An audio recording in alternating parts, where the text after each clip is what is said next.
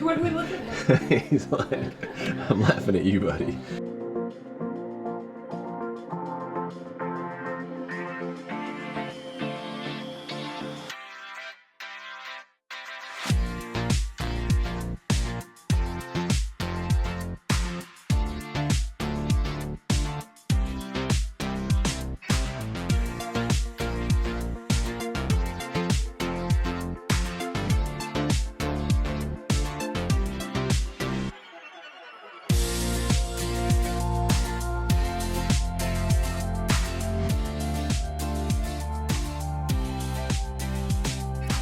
Wow, here's what you got going on today. So what's up, fellow journeyers? Today, we're gonna help you let go, get going, and hopefully alleviate some of those fears that have to do with really Michigan state parks, but a lot of these same things can apply to state parks in other states. And so we've been RVing Michigan over 2 months. We've stayed in over half a dozen state parks and been to several other ones we've driven through and seen, and maybe even like just kind of, you know, creeped on the RV campground area just to see what the campground areas are like. So we're gonna highlight some pros and cons, because let's face it, not everything is a great fit for everybody, but I think state parks can be a great fit for some people. So the first con would be like lack of full hookups. And so if you only want full hookups the entire time you're doing Michigan, and you're like, well, let's just do state parks the whole time. I'm not gonna say you can't do that, depending on which state parks you're in, but the majority of state parks in Michigan, and a lot of other states we've seen, they just don't have full hookups. And so you've got to, you know, sometimes you show up, most of the time you show up, at least here, it's just electric. Sometimes, if it's a splurge, you get electric and water. And then if it's like a blow you away kind of thing in a state park in Michigan, if it's like, oh my goodness, it has full hookups. Hey, what do you think about not having full hookups? No. No?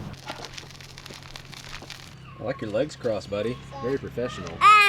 So one of the big pros of state parks is like how close you are to things to do. And sometimes the state park itself can even kind of be a destination. Trails and waterfalls. Here, of course, this is Fort Wilkins State Park. The big thing is the fort, which is just like a, I don't know, like a 5-minute walk from our campsite right over there. I think it's a big deal when you're staying somewhere that makes it really easy to access, especially with little kids, because we don't have to pack them up and drive them over, so that's easier.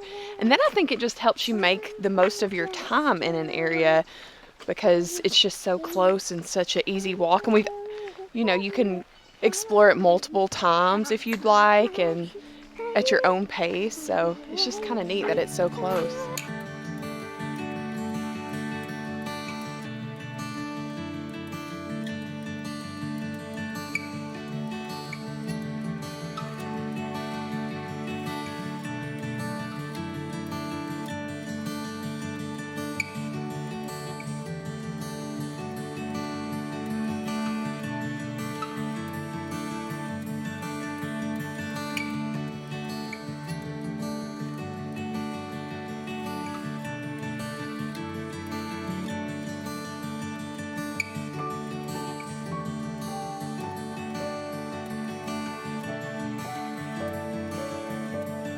I mean, Fort Wilkins in particular, because that can be a concern with state parks too, is they're not always right off the interstate like a private park would be. So sometimes you got to go a little out of the way. This Fort Wilkins specifically is, it's a good hour and a half each way out of the way from like the main route you'd go through on this peninsula up here. But there is so much to do on this peninsula. There's a lot. Mines and drives and just outdoor experiences. There's tons of people mountain biking here. It's a very outdoorsy area. It's a neat area, and you get to kind of slow down and immerse yourself a little bit more if you take your RV too. So tons of history. Yeah, well, you'll see Fort Wilkins State Park like is on like the top 10 of a lot of the top 10 state park lists in Michigan, and it's good. It's great. I mean, from what we've seen so far, it's pretty awesome. A mine of coppers. I think they literally meant right here. Cool. I think this statement is what gets me. It ain't so much the snow, but the isolation that can be the death of you. Yeah. 19 of the 24 original buildings, a lot of these still here. 12 of them original structures. Now, one of the cons of state parks is what you're seeing right now. And of course, the cell signal thing is not specific to state parks. That could happen in private parks too, but we do see more often than not, we need to at least double check state parks and make sure there's at least somewhat of a signal there if you live and die or rely on a signal for work. Bye-bye. Bye. Bye. Okay, bye. Bye. Fort Wilkins specifically, like, signal's not good here. Like no AT&T. Most of the reviews you read, they'll say there's no Verizon. I'll show you guys in a minute what we have, where we actually managed to get some Verizon signal here, which has really helped. How about you go by and you go toward the fort? Bye. Come on, we'll go this way. This way. They had a good view though every day. Absolutely. Couldn't imagine in the winter though. The view, what life would have been like up here. And also, that's how they got all their supplies. Oh, coming off the water here? Yeah. What's in here? Ooh, this is where they all ate, Hensley. Isn't that crazy? What did soldiers eat? What do you think soldiers ate, Hensley? A typical breakfast included coffee, bread, meat, served with a homemade potato. Man, they had a good breakfast. Midday they ate fish or meat.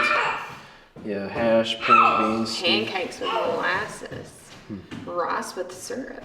Squad room. Check that out, Hensley. See how they sleep on those beds? Yeah. Your bunk's pretty roomy, isn't it? It's just so cool. Could you imagine Hensley waking up? They probably had a horn or something. Maybe they raised the flag, or maybe they fired the cannon in the morning. I did. Everybody had to wake up, come out of their room, maybe do some stretches, eat some breakfast, and get to work. What's a fork? It's like a spoon, except it's got pokey things, and you poke your salad with it, right? No. Is that what a fort is? No. What's a fort? Well, it's like this gigantic base with people living inside it. Oh, that's good. What are they trying to do? Well, they are defending themselves. They're protecting good. it. Do you know what they were protecting here? What? The copper mine. Here, look what this building is. Post hospital. It's the hospital. It's where they took care of people. Leeches?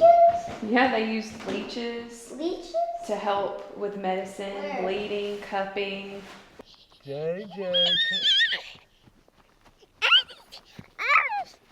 It's the jail, Hensley. What are you seeing here? Let me stick you in there? No. Yep, you're going in there. Let's do it. Let's do it.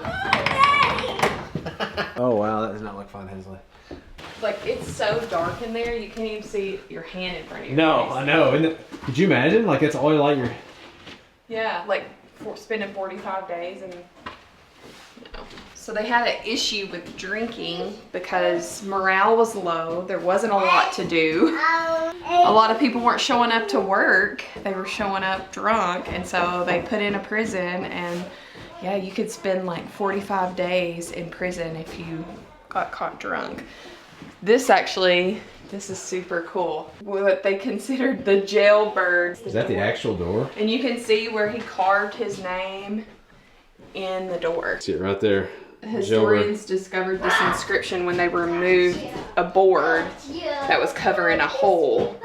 This is Private Frank D. Pratt, and he showed up drunk, spent 45 days in prison, and he carved his name, put the jailbird on it. The private parks are nice. They usually have way more amenities.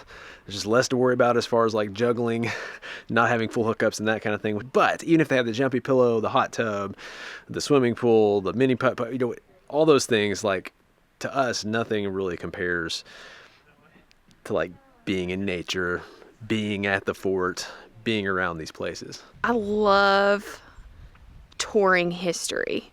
It's so cool to just in your mind try to imagine what it was like being here, living here, like the exact spots that we're standing, you know, thinking about history going on. And sometimes history isn't, you know, pleasant, but I think it's really important that we learn about our past and learn from our past. I mean, Fort Wilkins was set up to protect the mines, and in the process, they displaced some of the Native Americans out of their home, and took their land to do that.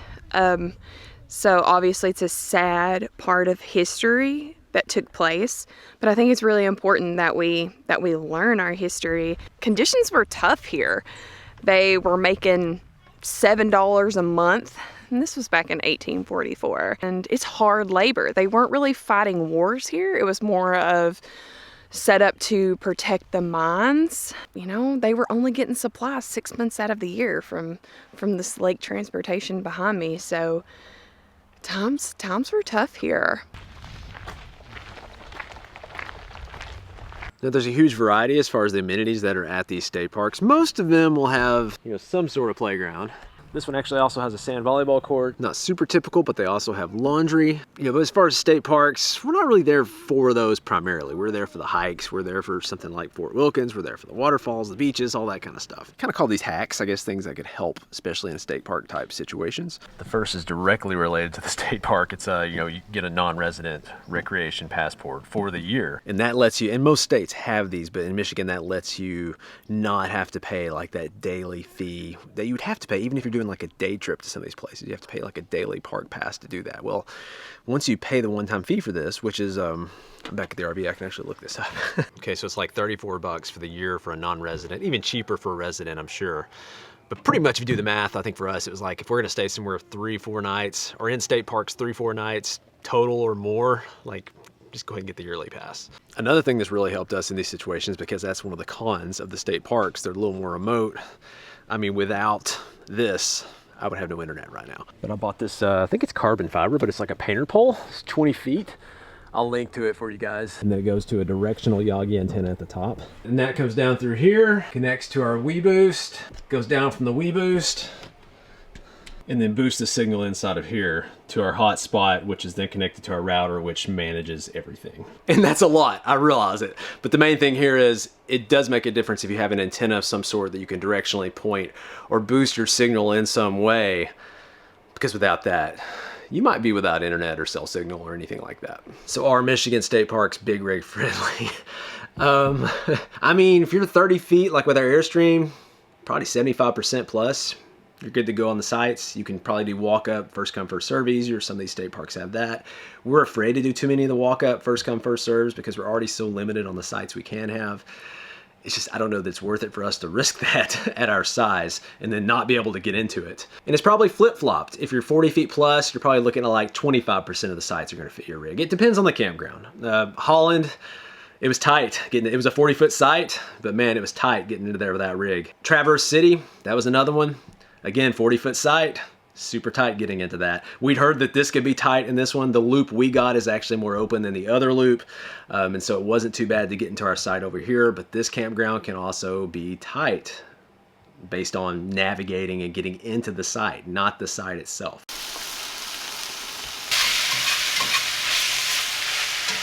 My favorite thing about state parks are that they're hidden gems. Like, the state is holding on to these parks for a reason, and usually they're made parks because they're the top highlights in an area. What's your least favorite thing about state parks in Michigan? I could love having full hookups everywhere we go, but part of that rustic non-full hookup feel, like, it's a lot of sizzling. I'm gonna move. Part of the fact that it's not full hookups and it's just maybe electric only, water only, I mean, that factors into the price. A lot of these are like 25 to 30 bucks a night. When you start wanting to be in full hookups in Michigan, depending on where you're at, but a lot of it's in the 40, 50, 60, 70. I mean, I think we paid about 70 bucks a night for full hookups, Mackinac Island. So it's not all quite that expensive, but then it's all definitely not 25 bucks either. It's not super complicated. Like, your state parks book up in most states we've been to, like, faster than anything else books up. So I mean, that tells you something right there. chicken stir fry. I know, we've ate this like every day this week. I'm obsessed. Tacos for dinner, stir fry for lunch. That's the new norm around here.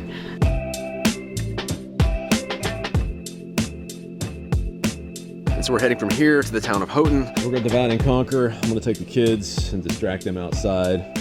Right, girl? Wow. And Marissa's gonna take care of the inside. Literally takes us probably twice as long as most people to like pack up and get out of here. But we do it, we pull it off. What's going on over here? Hensley? You too. JJ. Oh my gosh. That's what happens when Daddy watches you guys, huh? Yeah.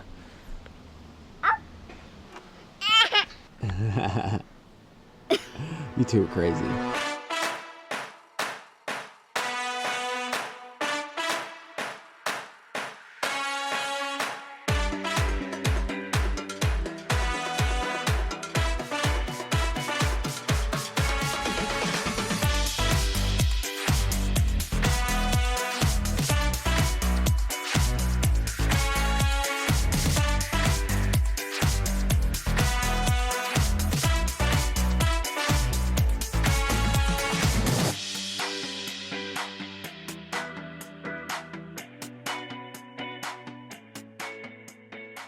Hey, look at this view. Isn't that a pretty view? Mm-hmm. And a kitten. That's when it's a baby. Oh. Yeah. Where's the elephant?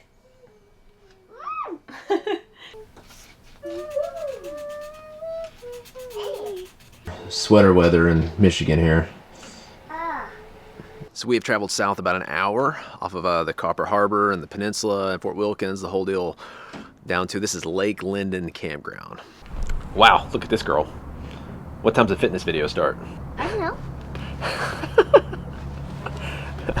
But man, 25 bucks a night. We don't have full hookups, it's water and electric, but it's 25 bucks a night. And this is our view. So we got a waterfront view I could throw a rock into. Inslee could probably throw a rock into that. You think you could throw a rock that far? You think you can? I think I could. Pretty sure your mom could. We're gonna wait for Marissa to get out here and we're gonna see if we can actually throw a rock from here into the water. I said we're so close to the water we could throw a rock to it. Oh, okay. So we're gonna throw a rock to it. Okay. All right. I'm not like warmed up. Oh no, are you kidding me? That's how you get hurt in your 30s right here. Oh, you got, just kind of sidearm it if you have to. That's what I'm gonna have to do because my shoulders actually hurt too.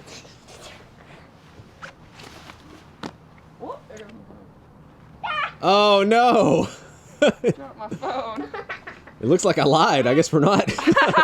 And these are not ideal throwing rocks. We'll just defend ourselves here. Why is it going down? Well, that's gravity, babe. That's how that works. Let's see. All right, ready? Boom! Did it. Did it. All right. I used to be a softball pitcher. Maybe I should pitch it in.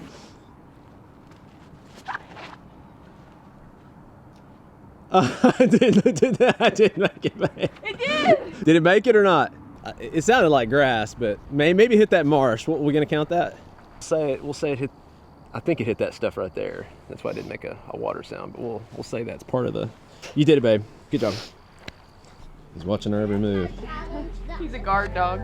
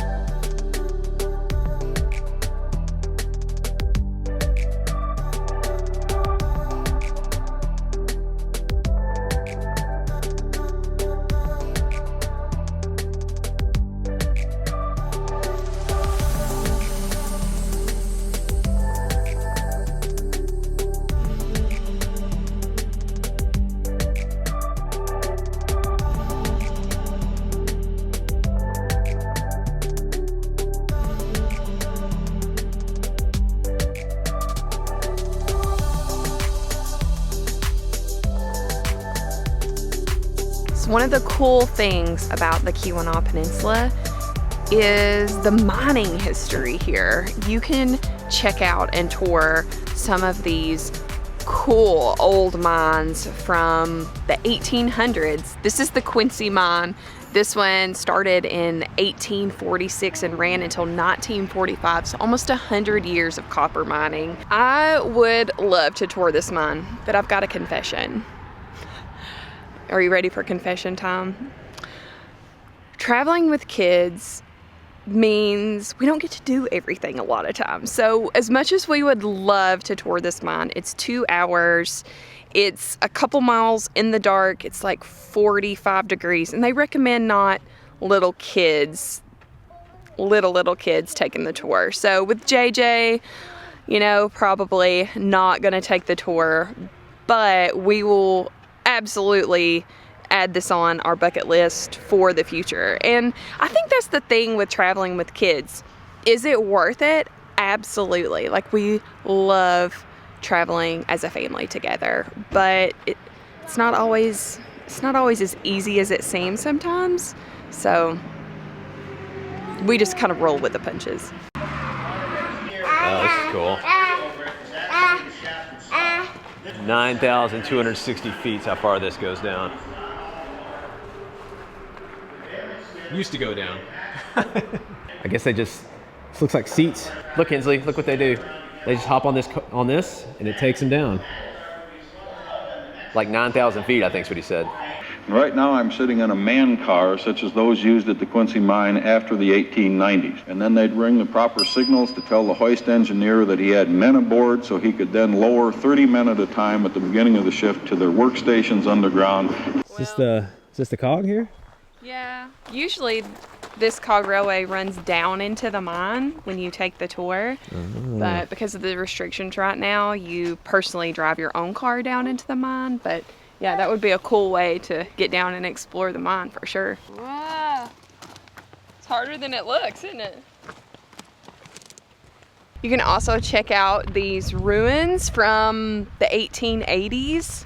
How cool is that? You got your boiler house, your shaft house. I mean, it just really brings things to life here. I mean, how incredible is that? That, I don't know, it's just, I picture standing in the same spot as these workers in the 1800s and just imagining life and just their personalities, their families. Like, it's, I don't know, it just kind of brings everything to life when you see something like that. Especially you think about like life in the winter up here. Oh. Like, I mean, if it snows half an inch, Tennessee's like shutting down. We are. Like, but like, you're talking legit winters up here. I don't know how big the snow gets, but it's got to be huge. Just tons and tons of snow everywhere, all around this while they're up here working and mining. And I mean, it's cold in the mine, like 40 something degrees, but in the winter, that might have been the place to go to warm up. Wow. Just wow, wow, wow. This backdrop with the clouds, just incredible. And I'm not gonna lie, this is a little intimidating up here. And this is a playground for kids, but look at this. It's a little nerve-wracking. Yeah, how do you even get in this thing? Maybe I get in first.